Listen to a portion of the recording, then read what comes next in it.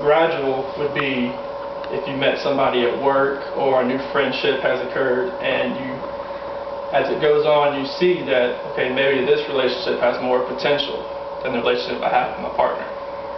And that would gradually push the old relationship out and push the new relationship in. Okay, that was Chris Watts, 2012, standing in a kitchen in Broomfield, Colorado, wearing a black button-down, a Live, Laugh, Love sign framed on the wall behind him.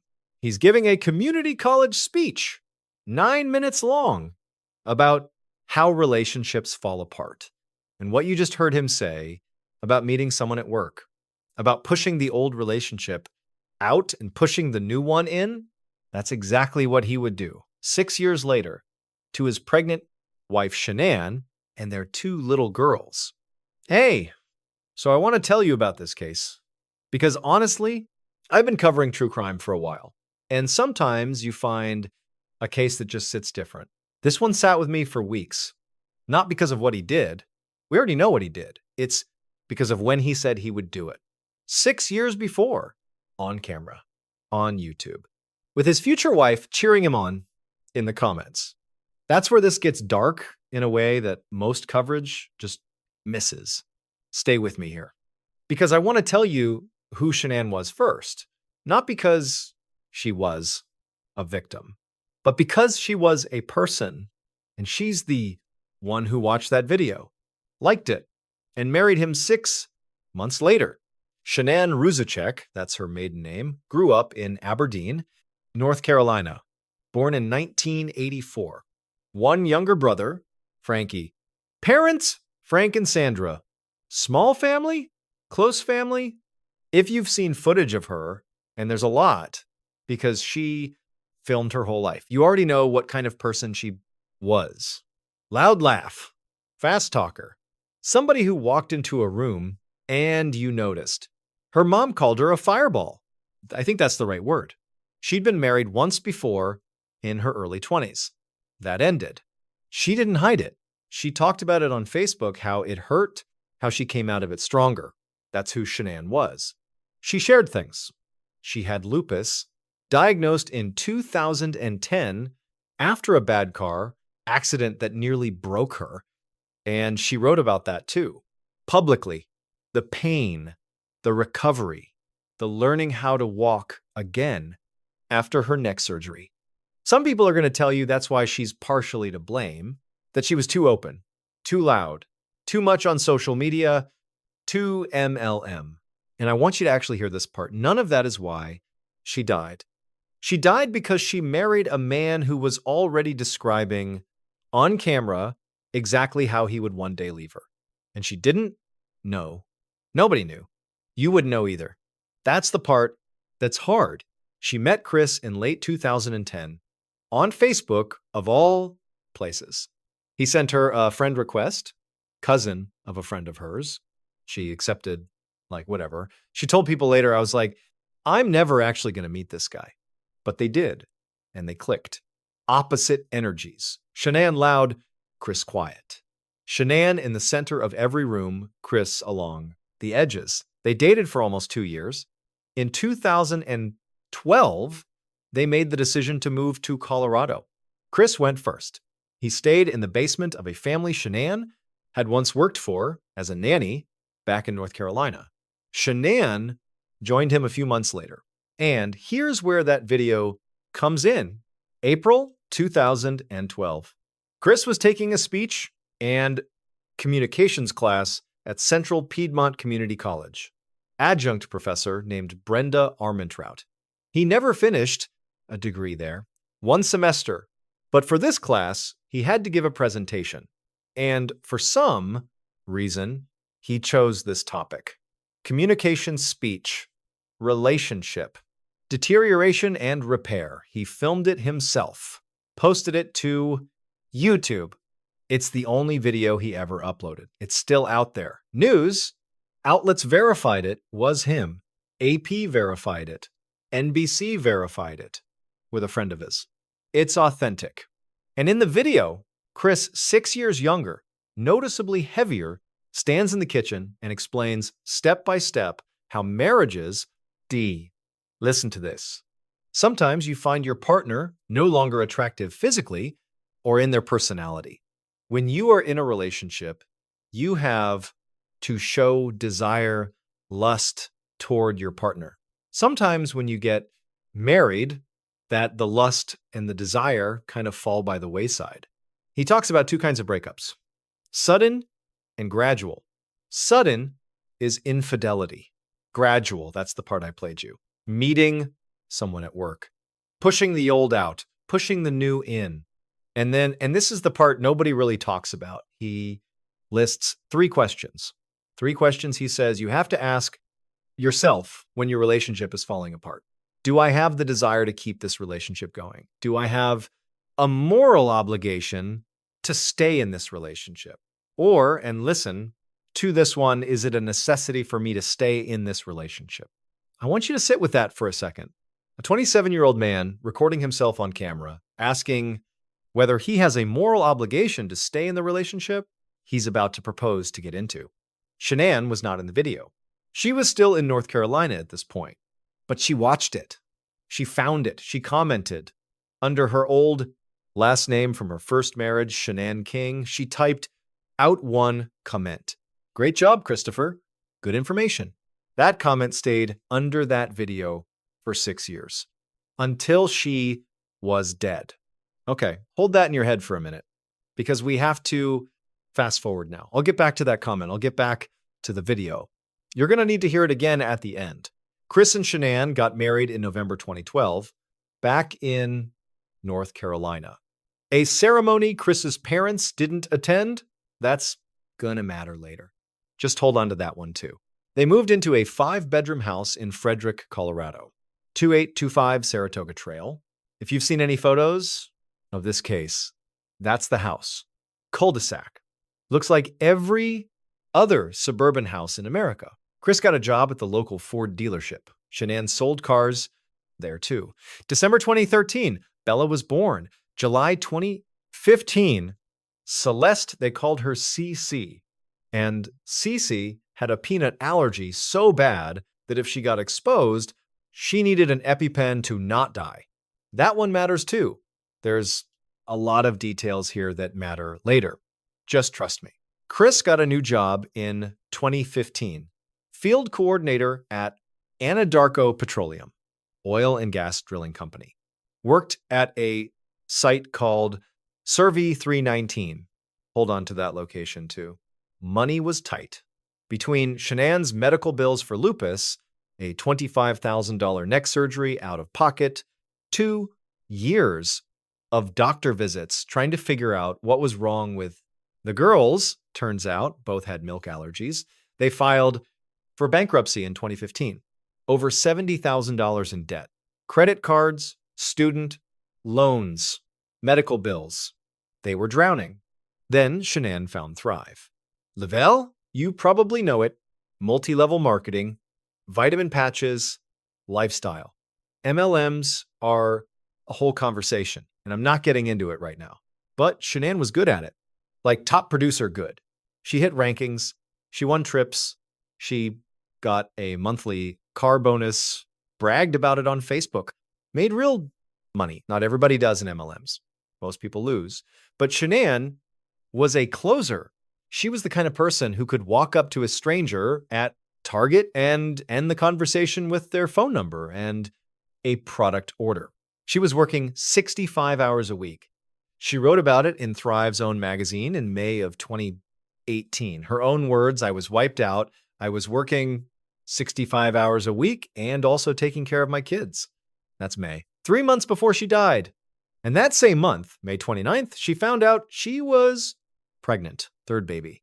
She told Chris by wearing a shirt that said, "Oops, we did it again." Filmed his reaction. You can find it. Chris is smiling. He's hugging her. He's saying things like, "Really? That's awesome. They're going to name him Nico. Nico Lee Watts." 15 weeks along when she was killed. Now here's the thing that most people watching that reaction video don't realize. By May of 2018, Chris was already showing up different. One of his coworkers at Anadarko Guy, named Brian Spence, talked to People magazine about this year's, later said Chris had started to change. Before the pregnancy announcement, quote, "Things changed. He changed. I watched him get more and more unhappy with his life. He went from being a friendly guy to being withdrawn and angry. Chris started losing temper over tiny workplace stuff, got combative with contractors, and weirdly, he'd started staying late, going out for beers after work, being the last one at the bar. Not the guy in a hurry to get home to his wife and his 2 little girls." But Brian Spence never guessed what Chris was actually unhappy about. Because here's what Chris didn't tell his wife. He was losing weight, a lot of it. By the time the murders happened, he was 60 pounds lighter than he'd been a year and a half before, working out obsessively. And he was using Shanann's own product, the Thrive patches, but not the way she recommended. He was wearing 2 at a time. Someone would notice that, and someone did notice that. But it wasn't Shanann. It was the other woman. Her name is Nicole Kessinger. People also called her Nikki or Mickey. She was an environmental consultant. She worked at Anadarko as a contractor. They met in June of 2018. He told her he was separated, that his divorce was basically done. She believed him, or she says she did. I'll get to Kessinger in more detail later, because her story has some weird edges. Just keep her in mind. Kessinger told investigators later, and this is from a Colorado Bureau of Investigation interview transcript that was released through an open records request, so it's on the record, that Chris was hardly sleeping, she said, and I quote, "It was like he was on speed. 2 Thrive patches, obsessive gym, barely eating, hardly sleeping. By July, they were sleeping together. By the 4th of July, he was taking her to the sand dunes for the weekend. By late July, he was home alone because Shanann and the girls had gone to North Carolina. Shanann had planned a 5-week trip. She was going to visit her family, Chris's family, give the girls time with their grandparents.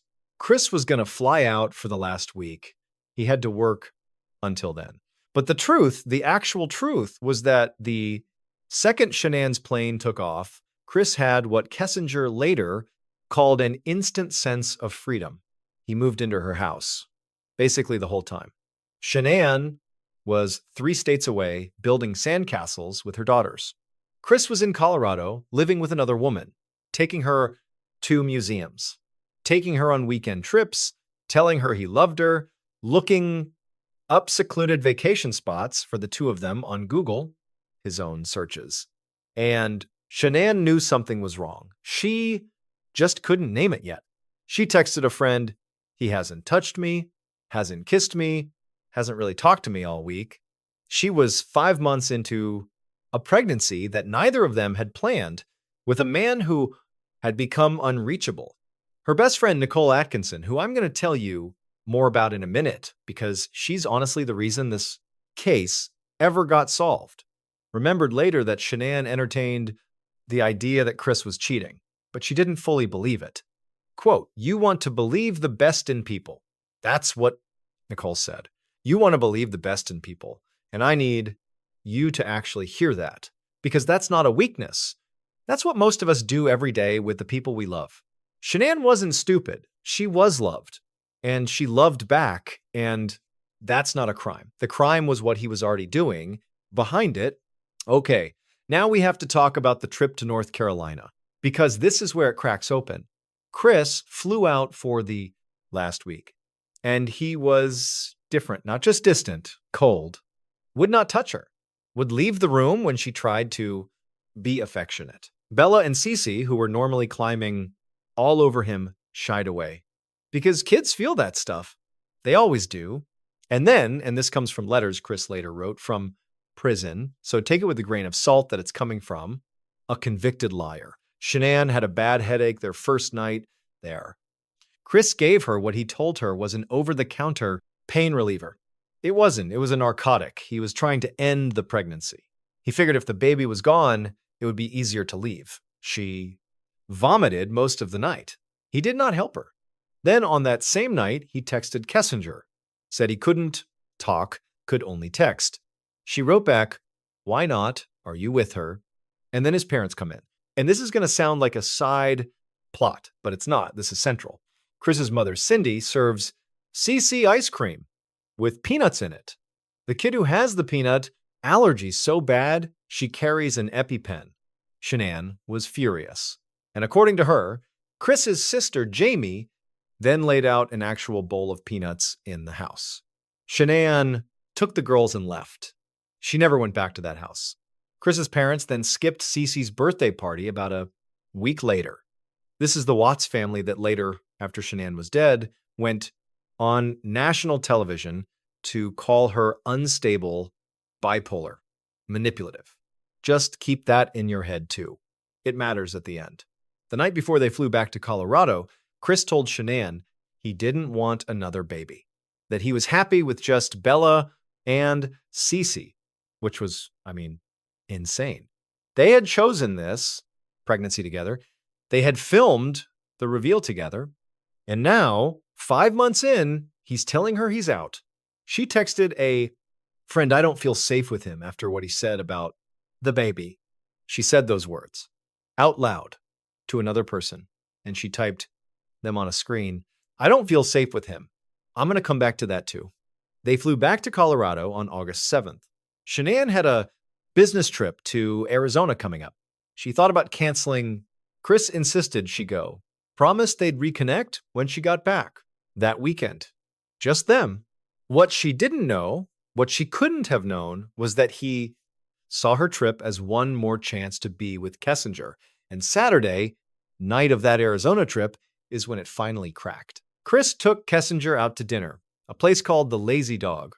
Normally, when he was taking her out, he paid with gift cards he'd bought specifically so Shanann wouldn't see restaurant charges on their joint card. But that night, he'd run out of gift cards, and he didn't have the nerve to ask Kessinger to pay. So he pulled out the joint credit card he shared with his wife, the pregnant wife who was in Arizona, thinking they were going to reconnect when she got home. Shanann got the charge alert on her phone in Arizona, $60 at a restaurant for one meal. She pulled up the menu online, did the math. One meal did not cost $60 at this place.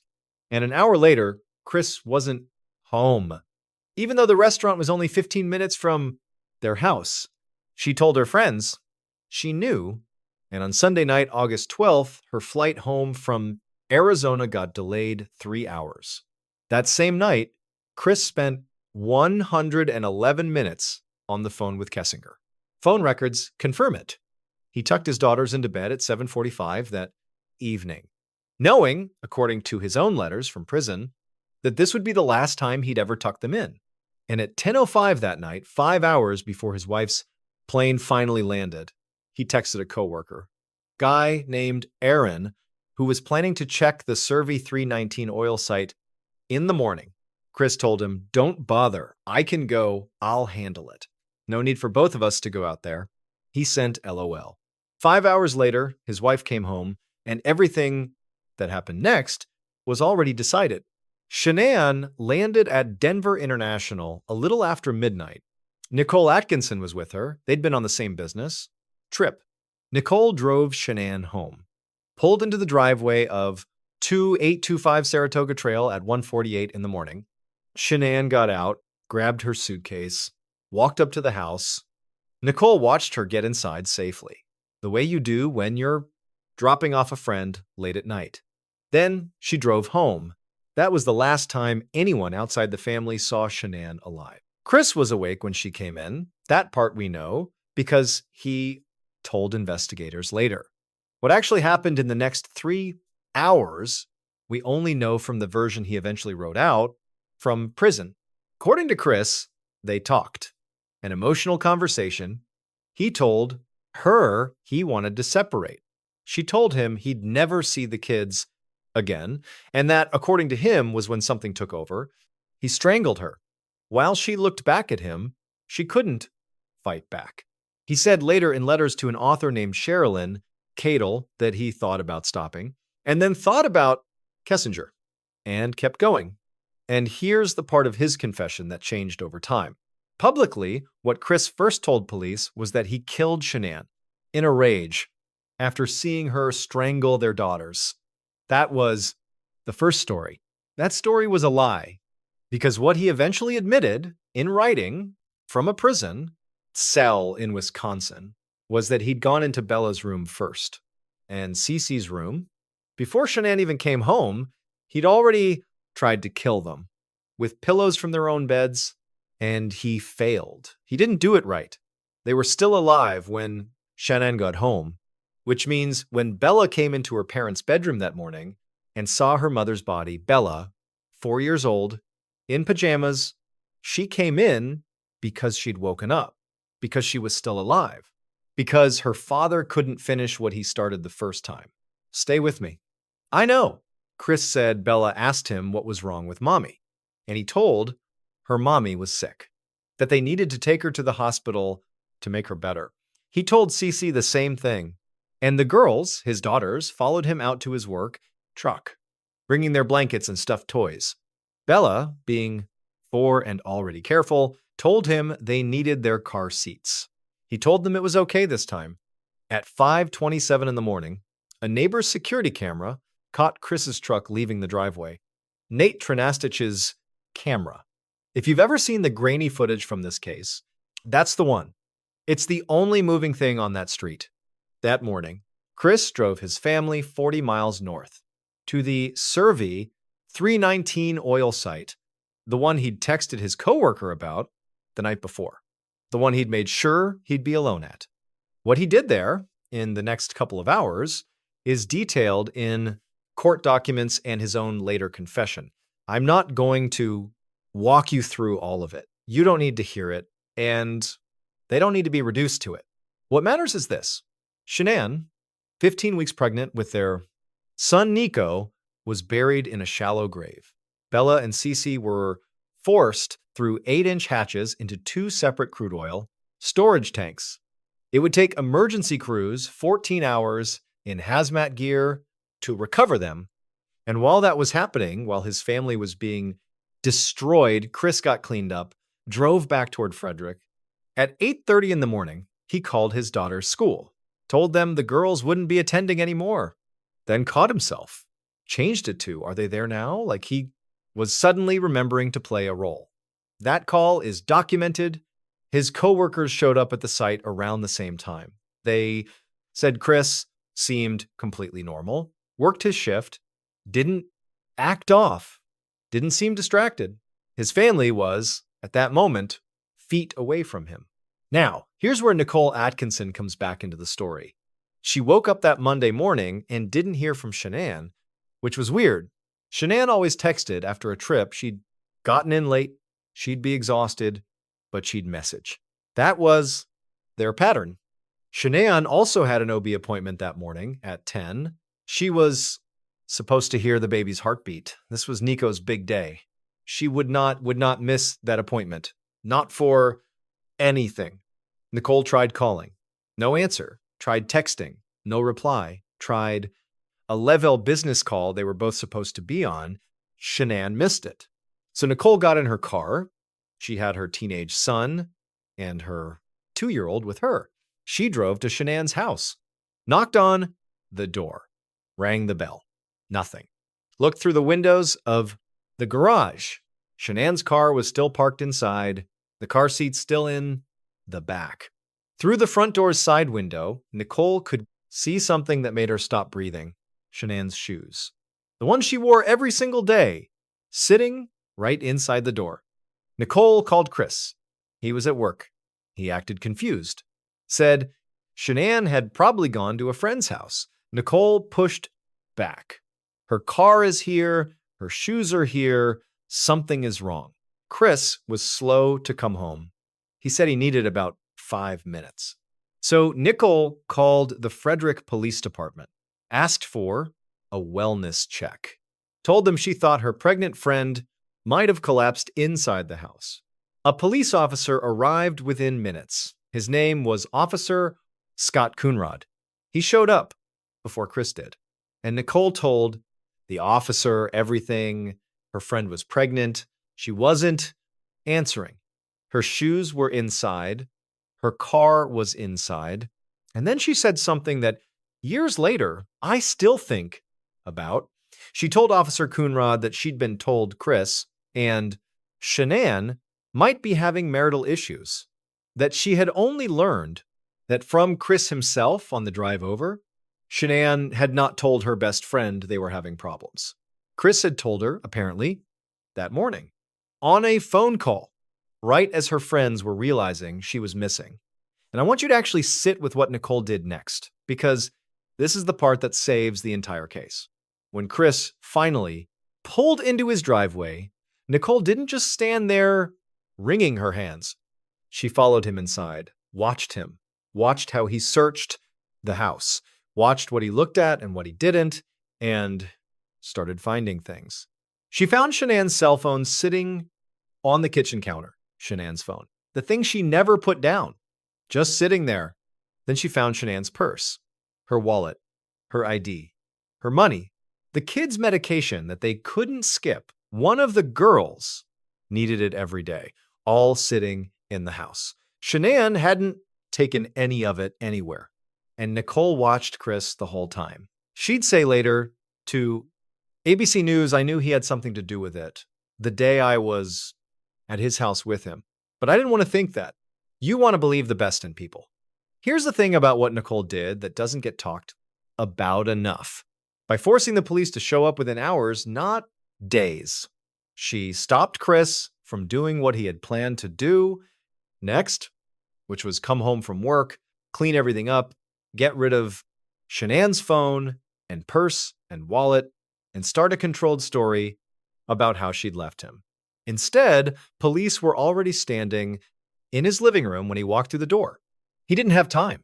Her phone was there, her purse was there, her shoes were there, her car was there. His story that Shanann had taken the girls to a friend's house started falling apart the moment it left his mouth, because a pregnant woman doesn't leave her phone, her wallet, her medication, her car, and her shoes, and walk barefoot to a friend's house at dawn with 2 toddlers. She just doesn't. And Nicole Atkinson, best friend, fellow Thrive mom, somebody Chris had probably written off as an annoyance, made sure of that. Now, Shanann's parents, Frank and Sandra Ruzicek, were in North Carolina when all of this was unfolding. Frank had actually been the first person to sound the alarm. He'd been calling Chris and not getting straight answers. By the time Chris finally gave his first interview to news stations on the porch of that house, which I'll get to in a second, Sandra was watching from her home in North Carolina. And what she did on the morning of August 14th might be the most chilling part of this case. Because at 4:30 in the morning, roughly 24 hours after her daughter went missing, Sandra Ruzicek called the Frederick Police Department herself. And here is what the Frederick PD supplemental report says about that call.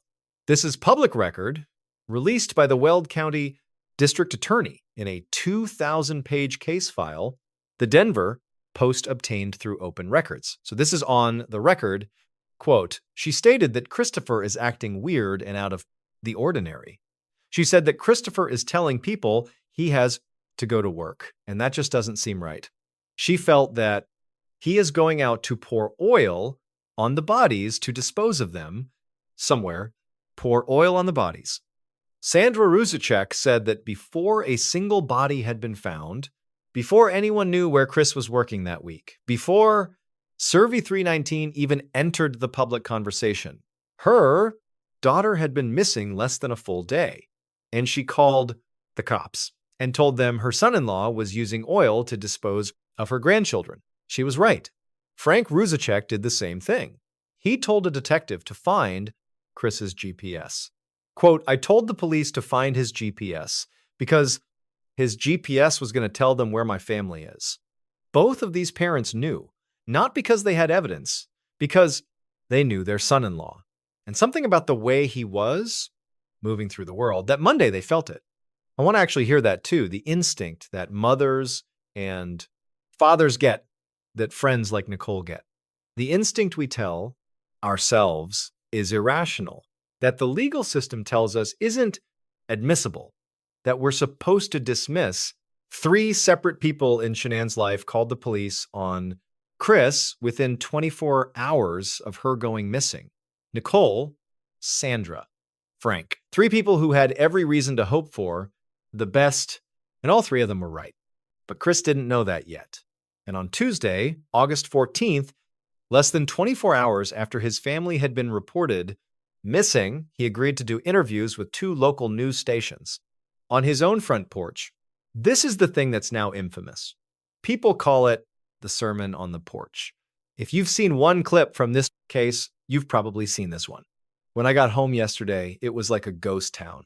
Like, she wasn't here, kids weren't here, I have no idea. Like, where they went, if she wasn't here, like, where did she go? He said he wanted them back.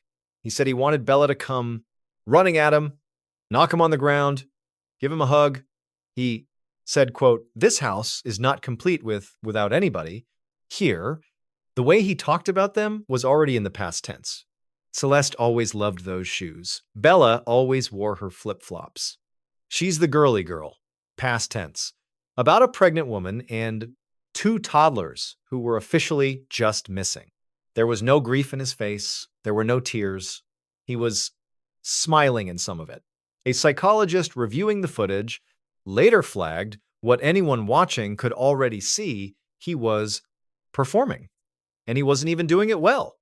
2 FBI and CBI agents had arrived in Frederick that day. One was Special Agent Gromcoder from the FBI. The other was Agent Tammy Lee from the Colorado Bureau of Investigation. They watched the porch interview air in real time. Agent Lee turned to Agent Coder and said, and this is from her, "Own account later." Oh shit. She told him they needed to get Chris in for questioning immediately. That day, before he had time to plan more. That interrogation would go on for hours. Chris held to his story. He and Shanann had been arguing. She'd told him she was going to a friend's house. He didn't know where she was. He hadn't cheated. He hadn't done anything. What he didn't know was that investigators at that exact moment were already interviewing Nicole Kessinger, because Kessinger had come forward. Sort of. We'll get to that in a second. Agents sent Chris home that night with instructions to come back in the morning for a polygraph. He agreed. His father had flown in from North Carolina to support him, and Chris showed up the next morning with his dad in the waiting room. That polygraph would destroy him in under an hour. Agent Tammy Lee, who was administering it, had him do a practice run first. Asked him to deliberately tell a lie just to calibrate the machine to his body's response. And what she saw on the readout made her laugh, actually. She told him, quote, "You obviously are a really bad liar. Have people told you that before?" Like, when you tell a lie, they can tell on your face. I turned down the sensitivity because you were starting to go off the page. She called him, "Thank you for being a horrible liar." He laughed nervously. Agreed. Took the real test. The real test. 3 questions about his family. He failed all 3. He didn't just fail. He scored, in Agent Lee's own words, shockingly low. -18, deeply, deeply deceptive. And when he came out of the polygraph room, they didn't give him any room to breathe. They sat him down and they started telling him what was coming. Agent Lee was running a classic interrogation strategy called the Reed technique. It's got steps. It's structured. Step 1 is telling the suspect the evidence is overwhelming and there's no point denying. Step 7 is giving him an alternative story that feels less monstrous than the truth. And Agent Lee is the one who offered him the alternative. She floated it out there. Maybe Shanann had hurt the girls.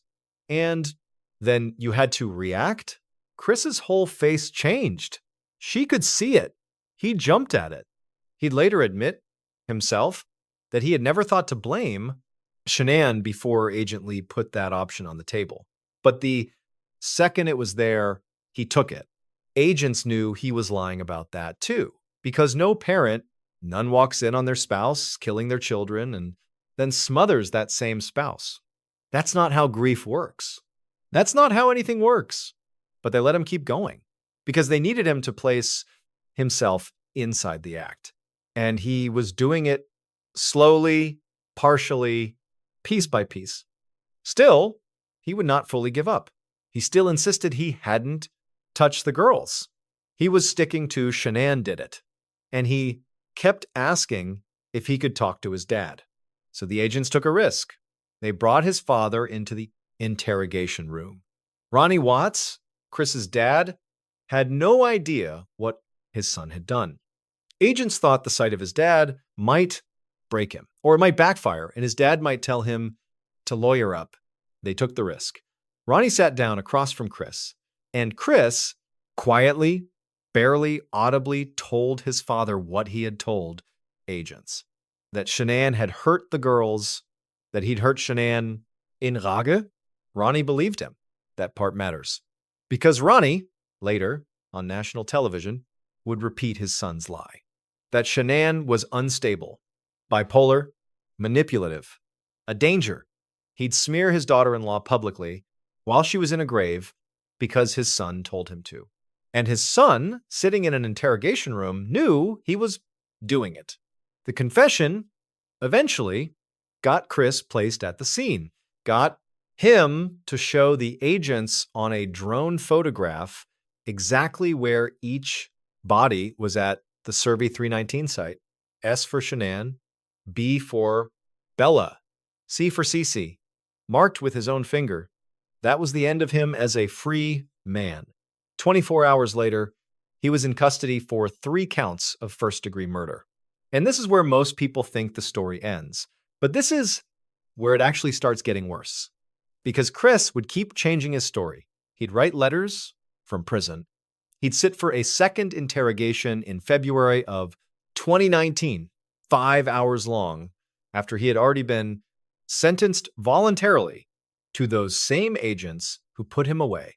And in those letters and that interview, he would finally admit what he'd hidden even from himself, that he'd been planning this for weeks, that he'd gone into his daughter's rooms first before Shanann even came home, that he'd tried to kill them with their own pillows, and that when Shanann walked in, exhausted, pregnant, finally home, the plan just kept going. He wrote that after he was done, after Shanann was buried, after the girls were in the tanks, after he'd driven home and cleaned himself up and gone to work, he wrote this, exact words, from his prison cell to an author he'd started corresponding with. My entire life lay there on that oil site. All I could feel was, now I was free to be with Nikki. Feelings of my love for her was overcoming me. I felt no remorse. I felt like I could kill anything and be justified for doing it. I didn't feel any remorse for what I did. I didn't feel bad for killing my entire family. I really didn't feel anything. Okay. I need a second here. I know that was a lot. Let me take a breath with you, because what I want you to hold on to before we keep going is that this isn't a man who snapped. This isn't somebody who lost control. This is somebody who filmed a 9-minute video about relationship breakdowns in 2012, then spent 6 years living inside it, then finished it. And the next part, what happens with Nicole Kessinger, is where a lot of people get stuck. Nicole Kessinger came forward to the police herself, sort of. Her story is that as soon as she heard Shanann Watts was missing and then found out Shanann was pregnant, she went straight to investigators, told them everything, cooperated. That's the version she told. And in a lot of true crime coverage, she's just treated as an unfortunate bystander, a mistress who got played, somebody Chris lied to about being separated. And some of that is true. Chris absolutely lied to her. The night Shanann told him she was pregnant on May 29th, he told Kessinger his wife was pregnant by someone else. The baby wasn't his. Kessinger said she believed him, but there are details about what Kessinger did that are harder to explain. And they come from that same 2,000-page case file the Denver Post got through open records. So not speculation. Documented.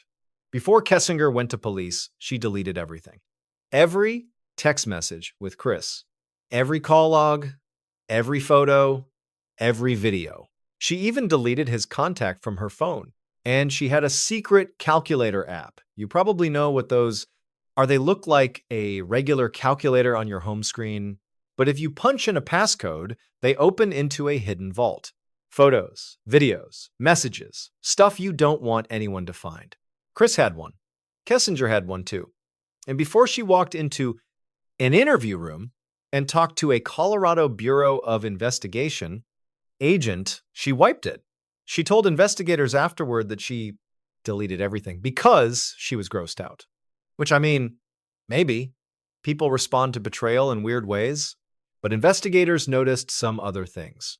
Kessinger's browser history, before Shanann's body had even been found, included searches like "Can cops trace deleted text messages? How long do phone companies keep text messages?" 6 days after the murders, she searched Amber Frey, Scott Peterson's mistress, from 2002. She searched Amber Frey's book deal, Amber Frey's net worth. Whether people hated Amber Frey, sit with that for a second.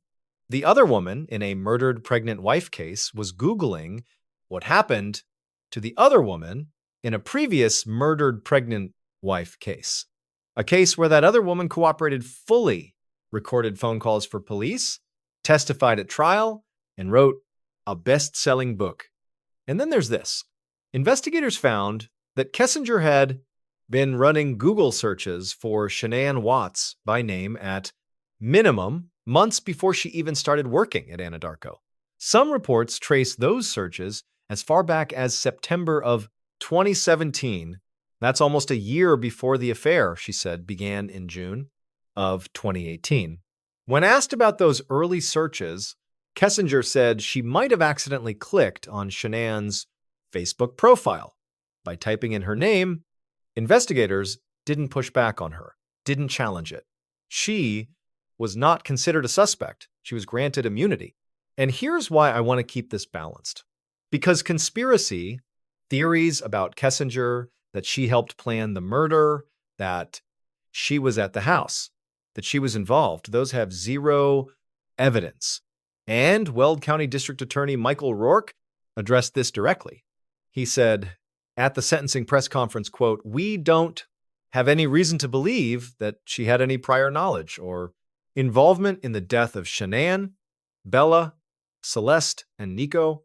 So I'm not here to accuse her of anything. The investigation didn't, but I am here to say that the way she's framed as a pure victim of Chris's deception leaves out real facts that are on the record. She deleted evidence before speaking to police. She searched for Amber Frey's name less than a week after the murders. She'd been Googling Shanann for potentially close to a year before she even met Chris. You can hold both things at once. She was deceived, and she protected herself first. Because here's the comparison that I can't stop coming back to. Scott Peterson, 2002. Same playbook. Pregnant, wife. Woman on the side. Fresh start. Told her he was a widower. Told her he was single. The mistress in that case was a massage therapist in Fresno named Amber Frey. And when Amber Frey figured out the man she was sleeping with was the prime suspect in his pregnant wife's disappearance, she walked into the Modesto Police Department. 6 days after Lacey Peterson disappeared, she turned over everything. She let the police wire her phone. She recorded Scott Peterson lying to her while his wife's body floated in the San Francisco Bay. She testified at his trial. She wrote a book about it later. She was brave, and she was traumatized, and she made the call. And Lacey and Connor Peterson, Lotsie's unborn son, got their name on a federal law because of what Amber Frey did. Shanann Watts and Nico Lee Watts do not have that because Nicole Kessinger, when given the same choice, deleted her phone first. That's the comparison. Not a theory, just what happened. And it gets worse, because Chris Watts wasn't the only man in the last 20 years to film himself on some level describing exactly what he would later do. This pattern is not just his, it's a category. In Oregon, in December of 2001, a man named Christian Longo murdered his wife, Mary Jane, and their 3 children, Zachary, age 4, Sadie, age 3, Madison, age 2. Dumped their bodies in coastal inlets, fled to Cancun. Longo's public life was a complete fiction. He'd told people he ran a successful business, lied about money, lied about his job, was actually working at a Starbucks, behind in rent, crumbling. His wife was about to find out. He killed them to protect the image he'd built of himself. In prison now. He'd been sentenced to death before the governor commuted Oregon's death row to life without parole. And years into his sentence, Longo wrote a letter that got to a television station in Portland. In it, he admitted in writing that he was a narcissist, said he'd studied what psychologists had said about him and, quote, came to terms with it, almost totally agreeing. He wrote the truth of himself after the fact. Chris Watts wrote it before. That's the only real difference between them. Across the Atlantic, in Ireland, August 28th, 2016, a man named Alan Haw killed his wife Clodagh and their 3 sons, Liam, 13, Niall, 11, Ryan, 6. He was the deputy principal of the local elementary school. Haw was what his community called a pillar, respected, religious, involved, the kind of man neighbors don't suspect. And in the months before the murders, he was also seeing a psychotherapist and had been caught watching pornography at work. He told that therapist something that's now in the public inquest record. Quote, "People think of me as a pillar of the community. If only they knew. If only they knew." He was rehearsing it in a safe room with a professional. A few months later, he murdered his family with knives and a hatchet and hung himself. And his family of origin tried to bury him in the same grave as his wife and children. It took public outrage to exhume him. And Clodagh's mother and sister ended up 50,000 euros in debt fighting the legal frumps system just to get the full records of the investigation. They said on Irish television, "We have no rights." So you have Chris Watts in Colorado, Christian Longo in Oregon, Alan Haw in Ireland. 3 different countries, 3 different decades.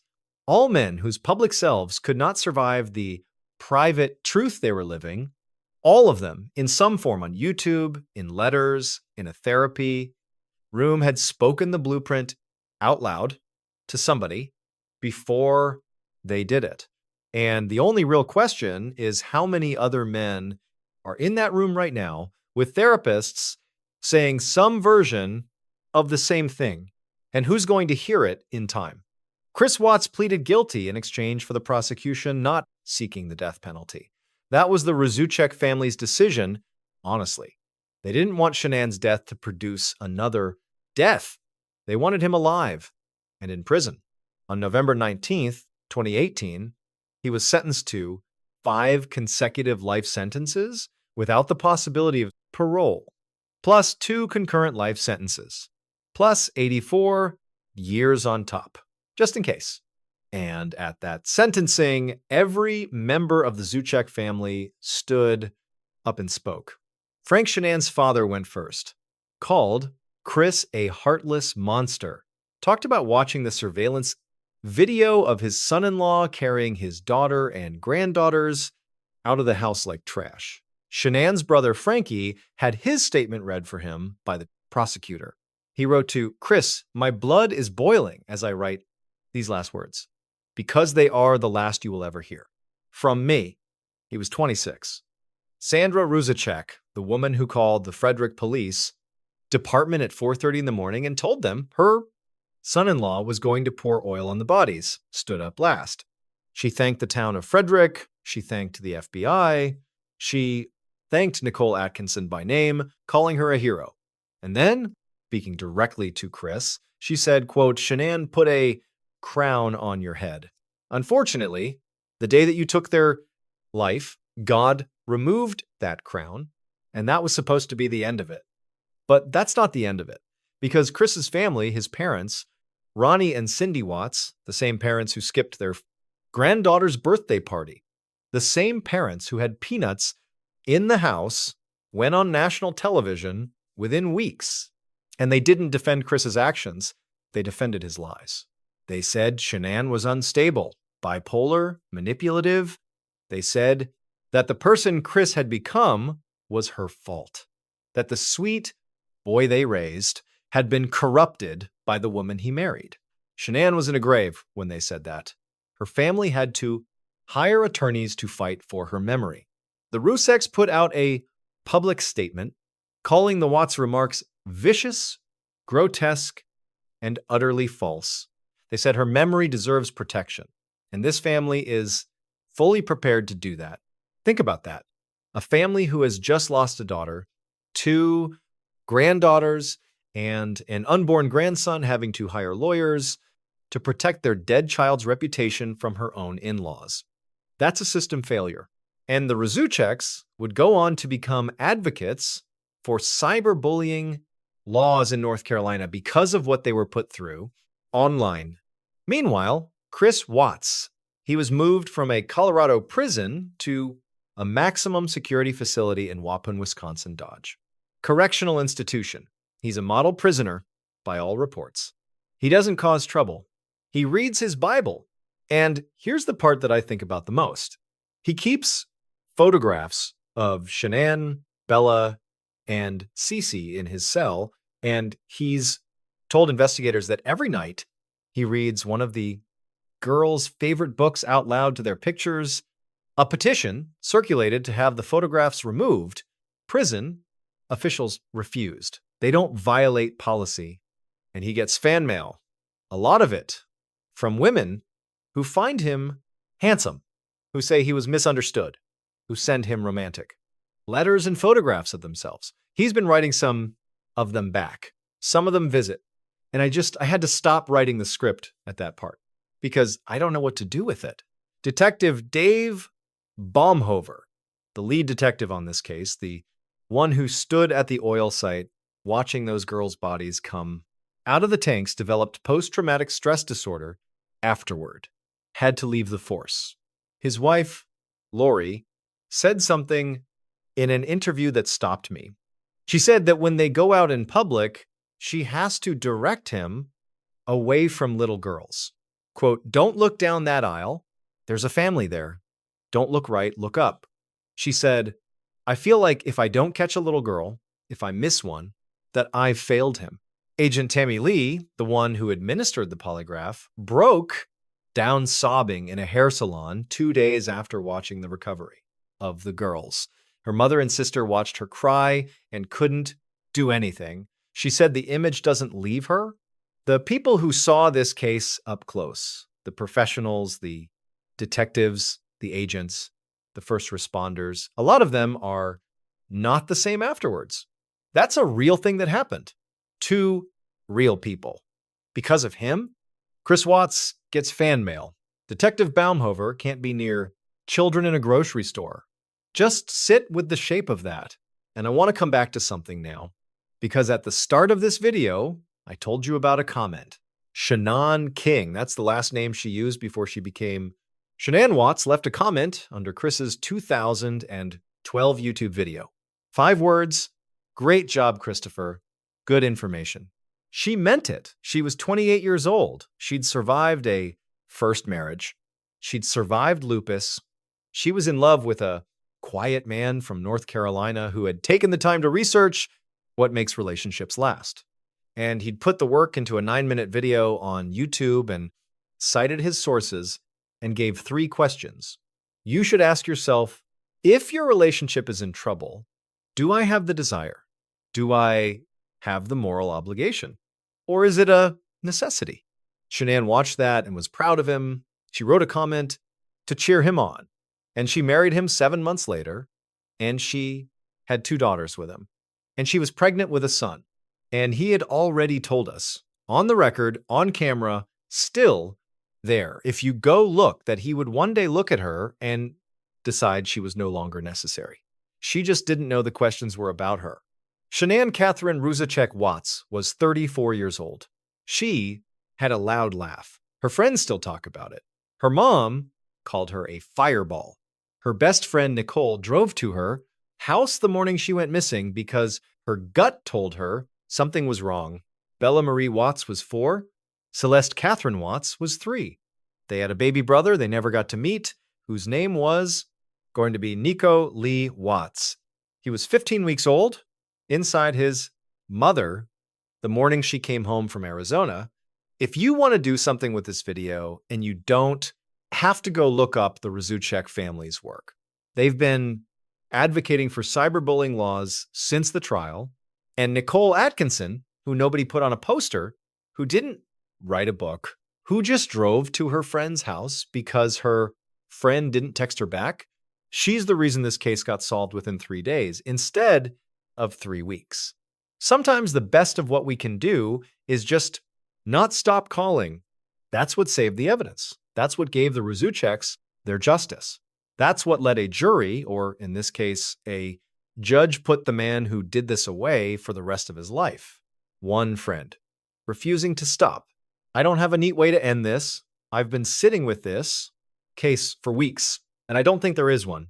But I keep coming back to that video, to that kitchen in Broomfield, to the live, laugh, love sign on the wall, to a 27-year-old man explaining the mechanics of how he would one day kill the woman about to type words of encouragement into his comment section. And to her saying, "Great job, Christopher. Good information." She thought she was cheering him on. She had no idea what she was approving. None of us ever do. That's the thing.